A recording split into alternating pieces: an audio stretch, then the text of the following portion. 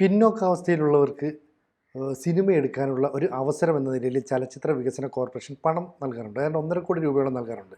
അടൂർ ഗോപാലകൃഷ്ണൻ ഒരു കോൺക്ലേവിൽ പങ്കെടുത്തുകൊണ്ട് സംസാരിച്ചപ്പോൾ പറഞ്ഞു, ഇങ്ങനെയുള്ളവർക്ക് പരിശീലനം നൽകിയ ശേഷം സിനിമ എടുക്കണം. കാരണം ഒരു സിനിമ കൊണ്ട് പോകാനുള്ളവരല്ല.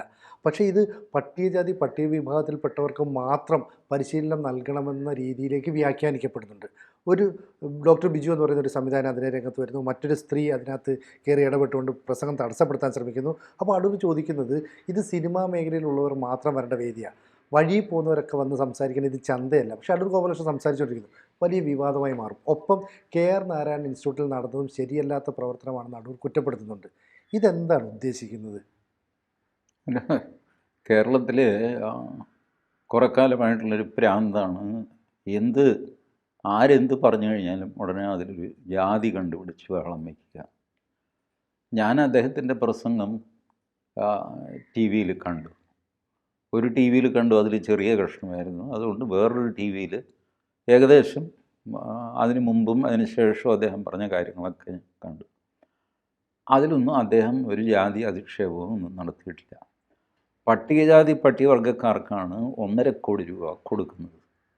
അതിനെപ്പറ്റി സംസാരിക്കുമ്പോൾ സ്വാഭാവികമായിട്ട് അവരെ പറ്റിയാണ് സംസാരിക്കുന്നത്. എന്നാൽ പട്ടികജാതി പട്ടികവർഗം ഈ വാക്കൊന്നും അടൂർ ഗോപാലകൃഷ്ണൻ പറയുന്നില്ല.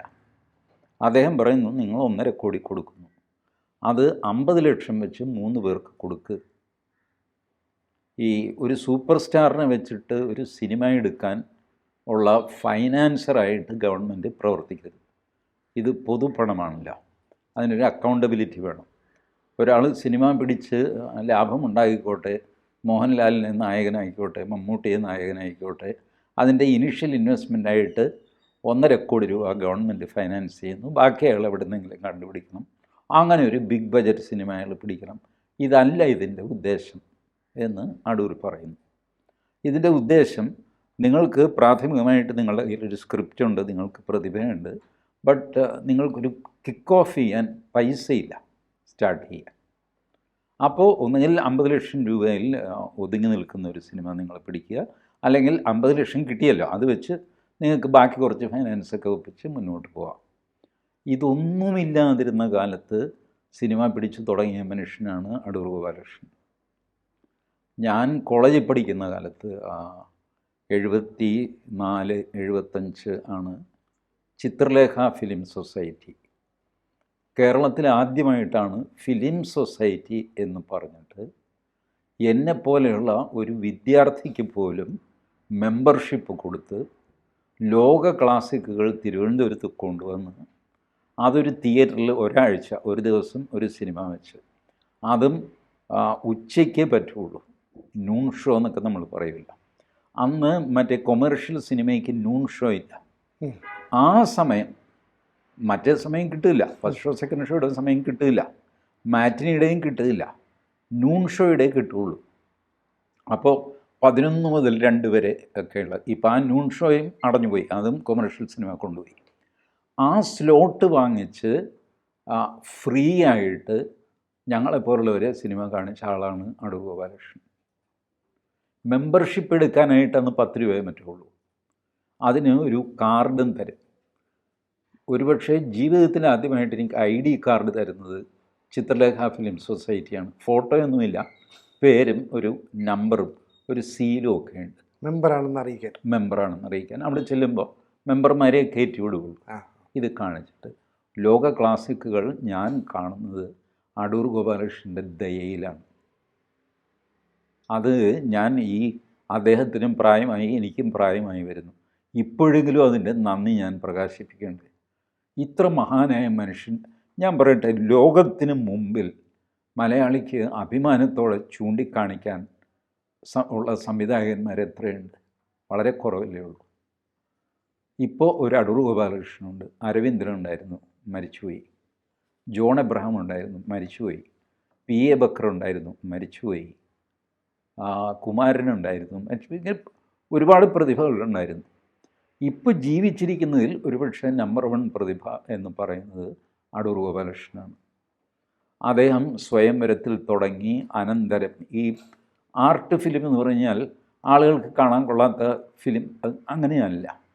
ഞാൻ അനന്തരം കാണാൻ പോയത് എൻ്റെ ഭാര്യയും കൊണ്ടാണ്. എൻ്റെ ഭാര്യ വലിയ സിനിമ ഇതുള്ള പ്രാഗൽഭ്യമുള്ള ആളൊന്നുമല്ല, അങ്ങനെ കൊമേർഷ്യൽ സിനിമ കാണുന്ന ആളാണ്. അതിലും വലിയ ഭ്രാന്തൊന്നുമില്ല. ബട്ട് ഞാൻ പറഞ്ഞു, അപ്പോൾ അടൂർ ഗോപാലകൃഷ്ണൻ്റെ എന്ന് പറഞ്ഞപ്പോൾ അയ്യോ ഞാൻ വരണോ? ഞാൻ പറയും നീ വാ. അനന്തരം കണ്ടു കഴിഞ്ഞപ്പോൾ അയാൾ പറഞ്ഞു, ഇങ്ങനൊരാൾ ഭീകരനാണല്ലോ അടൂർ ഗോപാലകൃഷ്ണൻ. അദ്ദേഹത്തിൻ്റെ കഥ, തിരക്കഥ, സംഭാഷണം, സംവിധാനം എല്ലാം ചേർത്തിട്ട് അദ്ദേഹം ഇത് കൊടുക്കില്ല, സാക്ഷാത്കാരം. അടൂർ ഗോപാലകൃഷ്ണൻ ഇങ്ങനെയാണ് അദ്ദേഹം കൊടുക്കാറുള്ളത്. ആ സിനിമ സാക്ഷാത്കരിച്ചിരിക്കുന്നത് അദ്ദേഹമാണ്. അത്രയധികം സിനിമയിൽ ഇതിൻ്റെ കൂടെ അദ്ദേഹം പറഞ്ഞു 50 ലക്ഷം രൂപ വെച്ച് 3 പേർക്ക് കൊടുക്കുക, അപ്പോൾ അത്രയും പേർക്ക് പ്രോത്സാഹനമാകുമല്ലോ. നമ്പർ 2, അവർക്കൊരു ട്രെയിനിങ് കൊടുക്കണം. അപ്പോൾ അടൂർ ഗോപാലകൃഷ്ണൻ ഇവിടുന്ന് ട്രെയിനിങ് കിട്ടി, കഷ്ടപ്പെട്ട് പഠിച്ചു. പലരുടെയും ആ സിനിമ പിടിക്കുന്നവരുടെ പിന്നാലെ നടന്ന് അതിൻ്റെ ടെക്നിക്ക് മനസ്സിലാക്കി ഇതൊക്കെ ചെയ്തു. ആ കഷ്ടപ്പാട് നിങ്ങൾക്ക് വരാതിരിക്കാൻ വേണ്ടിയിട്ട് നിങ്ങൾക്കൊരു ട്രെയിനിങ് പ്രോഗ്രാം ഇതിൻ്റെ കൂടെ കൊടുക്കുക. ഒരുപാട് കാര്യങ്ങൾ നമ്മൾ മുൻപേ പോയവരുടെ നോക്കിയാണല്ലോ പഠിക്കുന്നത്. അതെ, അതാണ് അദ്ദേഹം ആ ഇൻ്റർവ്യൂവിൽ പറയുന്നത്. അക്ഷരമറിയാത്ത ആൾ കവിത എഴുതാൻ പുറപ്പെട്ടാൽ എങ്ങനെയാണ്? അക്ഷരം പഠിപ്പിക്കാൻ ഒരു കളരിയാശാൻ വേണമല്ലോ. അതെ, ആ ട്രെയിനിങ് ആണ് ഞാൻ ഉദ്ദേശിച്ചത്. എനിക്കതിൽ നിന്ന് എന്തെങ്കിലും 10 പൈസ കിട്ടാൻ വേണ്ടിയിട്ടല്ല. അദ്ദേഹത്തിന് ഇപ്പോൾ പണത്തിൻ്റെ ആവശ്യമില്ല, പ്രശസ്തിയുടെ ആവശ്യമില്ല. എത്രയോ കാലമായി അദ്ദേഹം സിനിമ പിടിക്കുന്നുമില്ല. ഇപ്പോൾ ഇങ്ങനെയൊക്കെയുള്ള ഒരു മനുഷ്യൻ തുറന്ന് സംസാരിച്ചു എന്നുള്ള കുറ്റത്തിൻ്റെ പേരിൽ മാത്രമല്ല, അദ്ദേഹം ആരെയും വിമർശിച്ചൊന്നുമില്ല, ആരെയും വിമർശിച്ചില്ല. അദ്ദേഹത്തിൻ്റെ ഒരു സജഷൻ വെച്ചു, ഈ 1.5 കോടി ഒരാൾക്ക് കൊടുക്കുന്നതിന് പകരം 50 ലക്ഷം രൂപ വെച്ച് 3 പേർക്ക് കൊടുക്കുക, 3 പേർക്ക് പ്രോത്സാഹനമാകും. ഒരു ട്രെയിനിങ്ങും ഫിക്സ് ചെയ്യുക, അതിനൊരു സിലബസൊക്കെ ഉണ്ടാക്കിയിട്ട് മിനിമം. ഞാൻ ചോദിക്കട്ടെ, പൂന ഫിലിം ഇൻസ്റ്റിറ്റ്യൂട്ട് എന്തിനാണ്? സിനിമ പിടിക്കാൻ ഒരു ട്രെയിനിങ്ങും കുന്തവും വേണ്ടെങ്കിൽ എന്തിനാണ് പൂന ഫിലിം ഇൻസ്റ്റിറ്റ്യൂട്ട്? ഇപ്പോൾ ഫിലിം ആൻഡ് ടെലിവിഷൻ ഇൻസ്റ്റിറ്റ്യൂട്ട്. അവിടെ പോയി അഭിനയം പഠിച്ച ആളാണ് നമ്മളുടെ മധു. ഇപ്പോൾ വെറ്ററൻ, എത്രയോ പ്രായമായിട്ട് മലയാള സിനിമയിലെ കാരണവരായിട്ടിരിക്കുന്ന മധു പൂന ഫിലിം ഇൻസ്റ്റിറ്റ്യൂട്ടിൽ അഭിനയം പഠിച്ചതാണ്. ഹിന്ദി സിനിമയിലെ നാനാ പാട്ടേക്കർ 1-ാം തരം നടനാണ്, ഫിലിം ഇൻസ്റ്റിറ്റ്യൂട്ടിൻ്റെ പ്രോഡക്റ്റാണ്. എത്രയോ പേര് ഫിലിം ഇൻസ്റ്റിറ്റ്യൂട്ടിൻ്റെ പ്രോഡക്ട്സ് പിന്നീട് കൊമേർഷ്യൽ സിനിമയിലും അതിലും എല്ലാം വന്നിരിക്കുന്നു. അപ്പോൾ ഇൻസ്റ്റിറ്റ്യൂട്ടും വേണ്ട, ട്രെയിനിങ്ങും വേണ്ട, എനിക്ക് പ്രതിഭയുണ്ട്. ആര് പറഞ്ഞു? ഞാൻ പറഞ്ഞു. പക്ഷെ മന്ത്രി പറയുന്നത് വിശ്വചലച്ചിത്ര വേദികളിൽ വിഹരിച്ചിട്ട് മാത്രം കാര്യമില്ല, മാനുഷ്യ ഹൃദയത്തിൻ്റെ വിശാലത മനസ്സിലാക്കണം. ഇതൊക്കെയാണ് മന്ത്രി പറഞ്ഞത്. എന്ന് പറഞ്ഞാൽ ഇത് 10-60 വർഷമായിട്ട് സിനിമയിൽ നിൽക്കുന്ന അടൂർ ഗോപാലകൃഷ്ണനെ വിമർശിക്കാനും മാത്രം ആ മന്ത്രിക്ക് സാധിക്കുന്നു. അപ്പോൾ അല്ല, ഈ വിവരക്കേട് അലങ്കാരമായിട്ട് കൊണ്ടു നടക്കുന്നവരാണ് ഇവർ. ആരെങ്കിലും എന്തെങ്കിലും പറഞ്ഞു കാണും, ഇങ്ങനെയൊക്കെ പറഞ്ഞു ഗോപാലകൃഷ്ണൻ, അടിച്ചു വിടുന്നു, ഒരു ഫേസ്ബുക്ക് പോസ്റ്റ് അങ്ങ് ഇടിക്കുക. ഒന്നുമല്ല. ഇവർക്കൊന്നും അടൂർ ഗോപാലകൃഷ്ണൻ്റെ മുമ്പിൽ നിൽക്കാനുള്ള യോഗ്യത പോലുമില്ല. നിൽക്കാനുള്ള യോഗ്യത ഞാൻ പറയുകയാണ്. ആരാത്? ഡോക്ടർ ആർ ബിന്ദു അല്ലേ? ഇവർക്കൊക്കെ എവിടെ നിന്ന് ഡോക്ടറേറ്റ് കിട്ടിയെന്ന് എനിക്കറിയില്ല. മലയാളമോ ഇംഗ്ലീഷോ നേരെ അറിഞ്ഞുകൂടാത്തൊരു സ്ത്രീ. അവർ എന്താ നമ്മുടെ വിജയരാഘവൻ്റെ ഭാര്യ. അപ്പോൾ അതാണ് യോഗ്യത. പിന്നെ അങ്ങനെ മന്ത്രിയായി. ഇങ്ങനെയുള്ളവർക്കൊന്നും അടൂർ ഗോപാലകൃഷ്ണൻ്റെ മുമ്പിൽ നിൽക്കാൻ യോഗ്യതയില്ല. അത് നമ്മുടെ സർക്കാർ പറയുന്ന ഒരു സ്ക്രിപ്റ്റ് കൊണ്ടുവന്നാൽ ആ സ്ക്രിപ്റ്റ് നോക്കി കൊള്ളാം എന്ന് പറഞ്ഞിട്ട് ഞങ്ങൾ 1.5 കോടി രൂപ കൊടുക്കുകയാണ്. അപ്പം അടൂർ ഗോപാലകൃഷ്ണൻ പറയുന്നത് സ്ക്രിപ്റ്റ് മാത്രം നോക്കി സിനിമ എടുക്കാൻ കൊടുത്താൽ ആ സിനിമ പപ്പടമായിരിക്കും എന്നാണ്. അത് പടമല്ല, പപ്പടം. അത് സത്യവുമാണ്. ഒന്നാമത് ആകെ അതിനൊരു എക്സെപ്ഷൻ ഞാൻ കേട്ടിട്ടുള്ളത് MT വാസുദേവൻ നായരാണ്. MT വാസുദേവൻ നായരുടെ സ്ക്രിപ്റ്റും ഒരു ക്യാമറാമാൻ ഉണ്ടെങ്കിൽ നിങ്ങൾക്ക് സിനിമ സംവിധാനം ചെയ്യാം. കാരണം അത്രയ്ക്ക് ഡീറ്റെയിൽ ആയിട്ടാണ് MTയുടെ സ്ക്രിപ്റ്റ്. MTയുടെ സ്ക്രിപ്റ്റൊക്കെ പ്രസിദ്ധീകരിക്കപ്പെട്ടിട്ടുണ്ട് പുസ്തകങ്ങളായിട്ട്. വായിച്ചു നോക്കുക. ഓരോ ഡീറ്റെയിലും ക്യാമറ ഇന്നടുത്ത് വെക്കണം എന്ന് എഴുതിയിട്ടില്ല, പക്ഷേ ഇന്നടുത്ത് നിന്ന് നോക്കുന്നു എന്ന് പറഞ്ഞാണ് എഴുതുന്നത്. അത്ര ഡീറ്റെയിൽ ആയിട്ടും ഒക്കെ എഴുതുന്ന സ്ക്രിപ്റ്റാണ് MTയുടെ. ഇപ്പോൾ MTക്ക് ആ ഒരു അലവൻസ്. MTയുടെ സ്ക്രിപ്റ്റാണെങ്കിൽ നിങ്ങൾ ഈ പറയുന്ന കാര്യം ശരിയാണ്. ചുമ്മാ സർക്കാർ കാശ് എടുത്ത് കൊടുക്കുക. സ്ക്രിപ്റ്റ് ആരുടെയാ? MT വാസുദേവൻ നായർ. കാശ് പിടിച്ചു. ബട്ട് ആരെങ്കിലും എഴുതിയ ഒരു സ്ക്രിപ്റ്റ് ഇപ്പോൾ MT വാസുദേവൻ നായർക്ക് മാത്രമേ പ്രതിഭയുള്ളൂ? അല്ല, പ്രതിഭയുള്ള വേറെ ഒരുപാട് പേരുണ്ട്. ഒരുപക്ഷെ അദ്ദേഹത്തെക്കാൾ പ്രതിഭയുള്ളവരുണ്ടാവാം സമൂഹത്തിൽ. നമുക്കറിഞ്ഞുകൂടാന്ന് വിചാരിച്ചിട്ട് ആളില്ല എന്ന് പറയാൻ പറ്റില്ല, ഇല്ല ഇല്ല. ഉണ്ടാവാം. ബട്ട് സ്ക്രിപ്റ്റ് മാത്രം ബേസ് ചെയ്ത് നിങ്ങൾ കൊടുക്കുമ്പോൾ ലബ്ധപ്രതിഷ്ഠരായ ആൾക്കാരുടെ ആണെങ്കിൽ കൊടുക്കാം. കാരണം you can take a risk on that. But still cinema വിജയിക്കണമെന്നൊന്നുമില്ല. അതല്ലാതെയുള്ള കാര്യത്തിൽ ഒരു സ്ക്രീനിങ്, ഒരു ട്രെയിനിങ്, ഇതൊക്കെ വേണമെന്ന് പറയുമ്പോൾ ഇത്ര വലിയ ക്ഷോഭം ഉണ്ടാവാൻ കാര്യം എന്താ? ഒരു ജോലിക്ക് ഒരു ഇൻ്റർവ്യൂ ഉണ്ട്, ഒരു ടെസ്റ്റ് ഉണ്ടെന്ന് പറയുമ്പോൾ നമുക്ക് ദേഷ്യം വരാറുണ്ട്. ഇല്ല, എനിക്ക് നേരെ അങ്ങ് ജോലി തരണം. അത് സാധ്യമല്ല. അപ്പം നമ്മൾ ചോദ്യം ചെയ്യുന്നു, നിങ്ങൾ ഈ ഫാക്ടറി ഉണ്ടാക്കിയത് എങ്ങനെയാണ്? ട്രെയിനിങ് കിട്ടിയിട്ടാണോ? ഇല്ല, അയാൾ ഉണ്ടാക്കിയ അയാളുടെ അധ്വാനം, അയാളുടെ ഭാഗ്യം, ഇതൊക്കെ കൊണ്ട്. ബട്ട് അവിടെ ജോലിക്കെടുക്കുന്ന നമ്മളെ ഇതൊന്നുമില്ലാതെ അങ്ങ് എടുക്കണം എന്ന് പറഞ്ഞു കഴിഞ്ഞാൽ അത് ശരിയല്ലല്ലോ.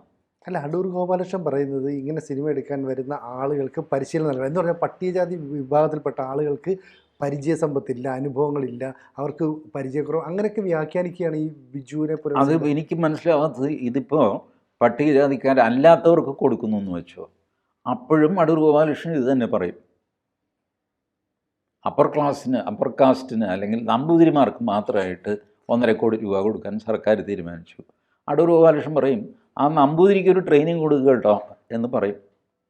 നിങ്ങൾ കൊടുക്കുന്നത് ആർക്കാണെന്ന് അദ്ദേഹത്തിന് അതിലിപ്പോൾ പരിഭവവും പരാതിയൊന്നുമില്ല. പട്ടികജാതിക്കാരന് കൊടുത്തെന്നോ മറ്റേ ആൾക്ക് കൊടുത്തില്ലെന്നോ ഇതൊന്നും പുള്ളി പറയുന്നില്ല.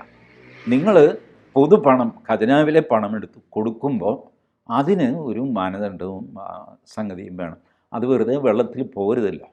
അവർക്കും നല്ലത് വരണം, കാഴ്ചക്കാർക്ക്, കാണികൾക്ക്, സിനിമാ രംഗത്തിന് ഒരു സംഭാവന ചെയ്യാൻ അവർക്ക് സാധിക്കണം. ഇത് പറഞ്ഞതിൽ ജാതി എന്താ എനിക്ക് മനസ്സിലായിട്ടേ ഇല്ല. കെ.ആർ. നാരായണൻ ഇൻസ്റ്റിറ്റ്യൂട്ടിൻ്റെ കാര്യം അദ്ദേഹം പറയുന്നത് കേട്ട് ഞാൻ ഞെട്ടിപ്പോയി. I didn't follow that incident. അന്നെന്തോ ബഹളം നടന്ന് ഞാൻ അങ്ങ് വിട്ടു. ഇതൊക്കെ വെറുതെ പട്ടികജാതിയാണ്, പട്ടികവർഗ്ഗമാണെന്നൊക്കെ പറഞ്ഞിട്ടൊരു സ്ത്രീയെ കൊണ്ടു നിർത്തിയിട്ട് എന്നെക്കൊണ്ട് 24 മണിക്കൂർ പണി ചെയ്തു എന്ന് പറയുക. ഫിലിം ഫെസ്റ്റിവൽ നടക്കുമ്പോൾ ചാലയിൽ തൊഴിലാളികൾ വന്നിട്ട് വാതിൽ ചവിട്ടി പൊളിച്ച് അകത്ത് കയറാൻ നോക്കുക. ഇങ്ങനത്തെ കാര്യങ്ങളൊക്കെ ഇങ്ങനെ അലമ്പായി കഴിഞ്ഞാൽ ഇതിൻ്റെയൊക്കെ അന്തസ്സ് പോവും. ഞാനതുകൊണ്ടാണ് പറയുന്നത്, ഈ ഫിലിം ഫെസ്റ്റിവൽ എന്ന് പറഞ്ഞ് അന്ന് നടത്തിക്കൊണ്ടിരുന്ന ഉസ്താദാണ് അടൂർ ഗോപാലകൃഷ്ണൻ. ഫിലിം സൊസൈറ്റി എന്നുള്ള വാക്ക്, ഫിലിം ഫെസ്റ്റിവൽ എന്നുള്ള വാക്ക്, ഇതൊക്കെ മലയാളത്തിൽ കൊണ്ടുവന്ന ആൾ അടൂർ ഗോപാലകൃഷ്ണനാണ്. അദ്ദേഹത്തിൻ്റെ ഫിലിം ഫെസ്റ്റിവലിലാണ് ഞാൻ, മൃണാൾ സെൻ, മണി കൗൾ, സത്യജിത് റേ, ഇവരെയൊക്കെ, ശിവറാം കാരന്ത്, ഇങ്ങനത്തെ സംവിധായകന്മാരെ ഞാൻ പരിചയപ്പെടുന്നത് ഇദ്ദേഹം അവരുടെ സിനിമ കൊണ്ടുവന്ന് കാണിച്ചപ്പോഴാണ്. അതല്ലാതെ ഒരു കൊമേർഷ്യൽ സിനിമയായിട്ട് സത്യജിത് റേയുടെ സിനിമ കേരളത്തിൽ വരുമോ? വരില്ല. ബട്ട് ഞാൻ നോക്കി, എൻ്റെ അസസ്മെൻറ്റ് ഞാൻ നോക്കിക്കഴിഞ്ഞപ്പോൾ സത്യജിത് റേയേക്കാൾ ബെറ്റർ സംവിധായകർ ഒരുപാട് പേര് ഭാരതത്തിലുണ്ട് എന്ന് എനിക്ക് തോന്നി. അദ്ദേഹത്തിന് ഈശ്വരഗത്യ ഇൻ്റർനാഷണൽ ഫെയിം കിട്ടി, അടൂർ ഗോപാലകൃഷ്ണൻ കിട്ടി. ബട്ട് പലപ്പോഴും എനിക്ക് തോന്നിയിട്ടുണ്ട് സത്യജിത് റേയേക്കാൾ ബെറ്റർ ആണല്ലോ ഇത് എന്നെനിക്ക് തോന്നിയിട്ടുണ്ട്. പ്രത്യേകിച്ച് മൃണാൾ സെന്നിൻ്റെ, മണി കൗളിൻ്റെയൊക്കെ. മണി കൗളിൻ്റെ സിനിമ വളരെ ബോറിംഗ് ആണ് പലപ്പോഴും. ബട്ട് അതിൻ്റെ ഈ ബോറിംഗ് എന്നൊക്കെ പറയുമ്പോൾ നമ്മൾ കൊമേർഷ്യൽ സിനിമയായിട്ട് തട്ടിച്ച് നോക്കുമ്പോഴാണ് നമുക്ക് എപ്പോഴും ആക്ഷൻസ് വേണം, പുറകിൽ മ്യൂസിക് വേണം. അതെ അതെ, എൻ്റർടൈൻമെൻ്റ് ആയിട്ടാണ് നമ്മളിത് കാണുന്നത്. അല്ലാതെ സീരിയസ് ആയിട്ട് തലച്ചോറ് കൊണ്ട് സിനിമ കാണുന്ന ഒരു സ്വഭാവം മലയാളിക്കില്ല. സിനിമ എൻ്റർടൈൻമെൻ്റ് ആവണം എന്നവർ ആഗ്രഹിക്കുന്നു. ഓക്കെ, അത് കുഴപ്പമൊന്നുമില്ല. പക്ഷേ സിനിമ ഒരു ആർട്ടാണ്, കലയാണ്. അതിൽ തലച്ചോറും ഹൃദയവും ഉപയോഗിച്ച് വേണം അത് കാണാൻ എന്ന് വിചാരിക്കുന്നവരാണ് ഒരു ക്ലാസ് ഓഡിയൻസ് എന്ന് ഞാൻ കരുതുന്നു. അതുകൊണ്ടാണ് നമുക്ക് ഒരു ഇൻ്റർനാഷണൽ സംവിധായകൻ നമുക്കുണ്ടോ എന്ന് ചോദിച്ചാൽ ഇപ്പോഴും ഉള്ളത് അടൂർ ഗോപാലകൃഷ്ണനാണ്. അവസാനമായിട്ട് ഒരു ചോദ്യം ചോട്ടെ. ഈ അടൂർ ഗോപാലകൃഷ്ണൻ്റെ പ്രസംഗം തടസ്സപ്പെടുത്തിയത് പുഷ്പവല്ലി എന്ന് പറയുന്ന ഒരാളാണ്. എൻ്റെ പ്രസംഗം തടസ്സപ്പെടുത്തിയതിലൂടെ അവർ പ്രശസ്തമായി കാണും, അല്ലെങ്കിൽ വിവാദം ഉണ്ടാക്കിയതിലൂടെ എന്നും അടൂർ ഗോപാലകൃഷ്ണൻ പറഞ്ഞു നിർത്തുന്നു. അത് തന്നെ ആയിരിക്കില്ല ഉദ്ദേശം? മാധ്യമങ്ങൾ ഒരു വിവാദം ക്രിയേറ്റ് ചെയ്യുകയായിരുന്നില്ലേ? അങ്ങനെ ഞാൻ ആരോപണമൊന്നും ഉന്നയിക്കുന്നില്ല. ഒരുപക്ഷെ അങ്ങനെ ഉദ്ദേശമുണ്ടാവാം. മാന്യന്മാരുടെ പ്രസംഗത്തിൻ്റെ ഇടയ്ക്ക് തടസ്സപ്പെടുത്തി കഴിഞ്ഞാൽ കിട്ടുന്ന ഒരു ലൈം ലൈറ്റ് ഉണ്ടല്ലോ, അതൊക്കെ ചെയ്യാവുന്നേ ഉള്ളൂ. അപ്പം എന്താ പറയുക, അങ്ങനെ അങ്ങനെ ഒരു ടെക്നിക്കുണ്ട് പ്രശസ്തിയിലേക്ക് വരാൻ. ബട്ട് അത് അവർ ചെയ്തോ ഇല്ല, അവരുടെ മനസ്സിൽ എന്തായിരുന്നു എന്ന് എനിക്കറിയില്ല. എന്തായാലും ഒരു കോൺക്ലേവ് നടന്നു, അടൂർ ഗോപാലകൃഷ്ണൻ കാര്യങ്ങൾ പറഞ്ഞു, അതേ തുടർന്ന് വിവാദമായി, അദ്ദേഹം അതിനും മറുപടി പറഞ്ഞു. വിവാദം തീരില്ല, ഇനിയും നമുക്ക് ചർച്ച ചെയ്യാം. അടൂർ ഗോപാലകൃഷ്ണൻ പ്രധാനമായിട്ടും ഇപ്പോൾ സജി ചെറിയാൻ അദ്ദേഹത്തിന് മറുപടി പറഞ്ഞു. അതിൻ്റെ കാര്യം എന്താണെന്ന് വെച്ചാൽ, അടൂർ ഗോപാലകൃഷ്ണൻ അടങ്ങുന്ന ഒരു സമിതി ഓൾറെഡി ഒരു റിപ്പോർട്ട് സർക്കാരിന് കൊടുത്തിട്ടുണ്ട്, കോംപ്രഹെൻസീവായിട്ട് സ്റ്റഡി ചെയ്തിട്ട്. ആ റിപ്പോർട്ട് മാറ്റി വെച്ചിട്ടാണ് അടുത്ത കോൺക്ലേവ് വിളിക്കുന്നു, ഒന്നും സംഭവിക്കാത്ത മാതിരി അടുത്ത റിപ്പോർട്ട് ഉണ്ടാക്കും. അപ്പോൾ അടൂർ ചോദിക്കുന്നത്, ഞങ്ങൾ ബുദ്ധിമുട്ടൊരു റിപ്പോർട്ട് തന്നത് അവിടെ പൊടി പിടിച്ച് കിടക്കുകയാണല്ലോ, അതും കൂടെ ഒന്ന് എടുത്ത് നോക്ക് ചേട്ടാ എന്ന് പറയുന്നു. അത് തെറ്റായിപ്പോയി, ആ സർക്കാരിനറിയാം എന്ത് ചെയ്യണം. ഇങ്ങനെയൊക്കെ കലാകാരന്മാരോട് പെരുമാറിക്കഴിഞ്ഞാൽ മഹാമോശമാണ്. അതും അടൂർ ഗോപാലകൃഷ്ണനെ പോലെ ഇത്രയും പ്രശസ്തിയും ഇത്രയധികം കോൺട്രിബ്യൂഷൻ ചെയ്തിട്ടുള്ള ഒരാൾ, വെറും സിനിമ പിടിച്ച് 10 പൈസ ഉണ്ടാക്കി ജീവിച്ച ആളല്ല. അതാണ് ഞാൻ പറഞ്ഞത്, നിങ്ങൾക്ക് സങ്കല്പിക്കാൻ പറ്റാത്ത കാലത്ത് 45-50 വർഷം മുമ്പ് എന്നെപ്പോലത്തെ ഒരു വിദ്യാർത്ഥിയെ അകിര കുറാസോയുടെ ത്രോൺ ഓഫ് ബ്ലഡ് കാണിച്ചവൻ അടൂർ ഗോപാലകൃഷ്ണനാണ്. അത് മറന്നുകൊണ്ട് ഇപ്പോഴത്തെ പിള്ളേർ ചുമ്മാ അങ്ങേർക്ക് ബഹളം വയ്ക്കുന്നത് ആ കഷ്ടമാണ്. എന്തായാലും CPM-ൻ്റെ അതുപോലെ ഈ പട്ടികജാതി പട്ടികവിഭാഗത്തിൽപ്പെട്ടവരുടെയൊക്കെ ഭാഗത്തു നിന്ന്, അല്ലെങ്കിൽ അത്ര സംഘടനയുടെ ഭാഗത്തു നിന്ന് ഒരുപാട് കൂരുമ്പോൾ ഗോപാലകൃഷ്ണൻ്റെ നേരെ ഇനിയും വരും. അത് that is the order of the day. അതൊരു ഫാഷനാണ്. ദളിത് എന്നൊക്കെ പറഞ്ഞിട്ട് ഇതൊക്കെ ഇറങ്ങും അദ്ദേഹത്തിനെതിരെ. നമുക്ക് നോക്കാം എന്ത് സംഭവിക്കും. കൂടുതൽ വാർത്തകളും വിശേഷങ്ങളും നിങ്ങളിലേക്ക് എത്താൻ ABC മലയാളം സബ്സ്ക്രൈബ് ചെയ്യുക, ബെൽബട്ടനും അമർത്തുക.